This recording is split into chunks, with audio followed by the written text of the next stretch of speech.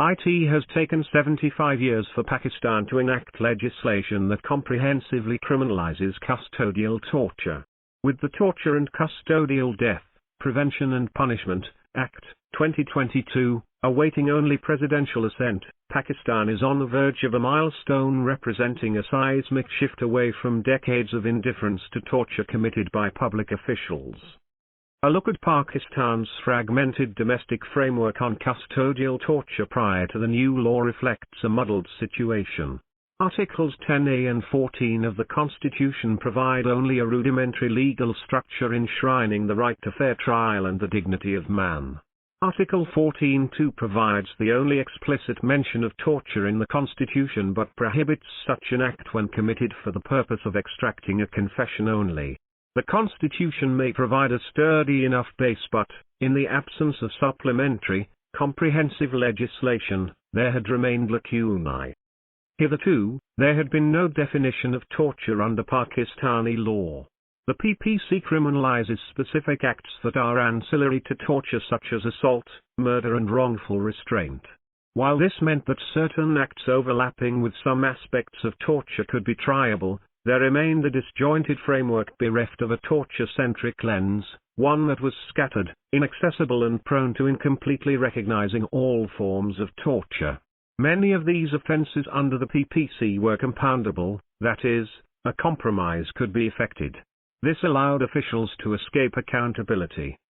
Similarly, while Police Order 2002 and the KP Police Act 2017 impose penalties on personnel for inflicting custodial torture, they come with caveats. For one, neither propose to even define the notion of torture they seek to penalize. To add shade to our somber silhouette, these provisions are inapplicable outside Punjab and KP and even then apply only to police officials, thereby providing carte blanche to other authorities. Even when the stars did align and one found themselves in the correct province and offended by the right authority, imposing a 5-year imprisonment ceiling meant that cases resulting in extreme scenarios, such as death, never saw punishment commensurate with the offense's gravity. Decades of apathy should come to end with the new law. What remained was an inadequate framework that let law enforcement agencies operate with impunity.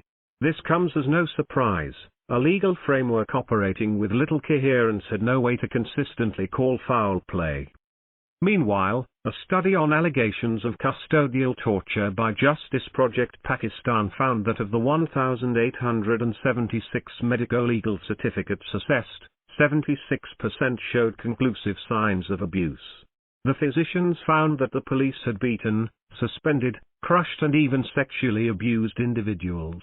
Abuse in custody, however, was likely much more prevalent than the study suggested. The cases considered included only individuals who had been willing to come forward.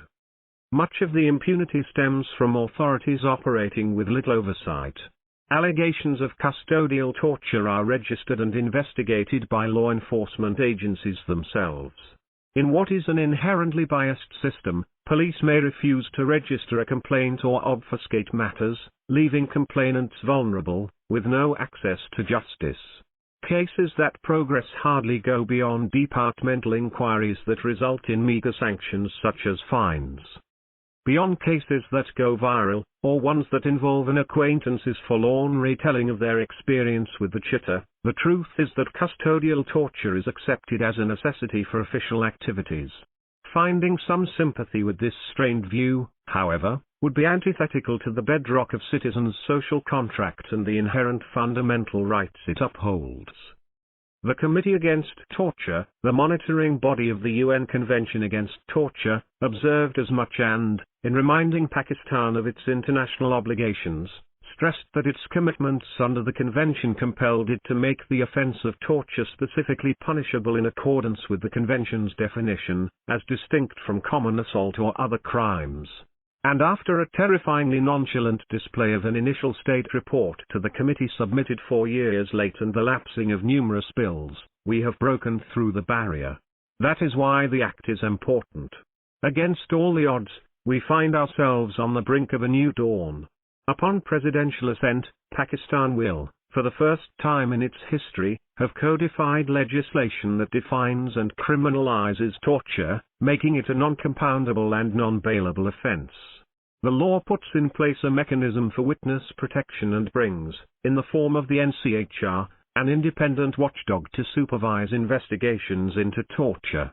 While the Act may not be infallible, it is imperative to recognize how far we have come and why the ball must be kept rolling. The writer is a lawyer. Twitter, @Mia_Smam. Published in Dawn, October 31, 2022.